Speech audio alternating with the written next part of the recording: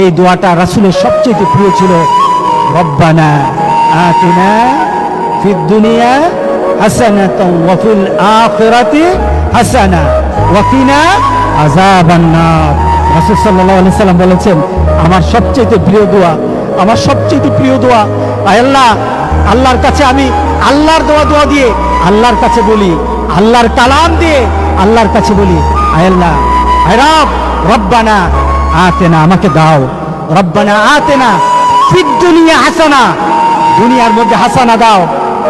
খেলাধুলা নয়, নিজের সৌন্দর্য প্রকাশ নয়, নিজে গর্ব করা নয়, নিজের সম্পদ আর নিজের সন্তান নিয়ে গর্ব করা নয়, আমাকে দাও এমন একটা জীবন হাসানা যেন হয়, ওয়াফিল আখিরাতে হাসানা, আর আখিরাতে যেন হাসানা হয়ে আমি জান্নাতে যেতে পারি, এমন একটা জীবনের মূল্য আমাকে দান করে দাও।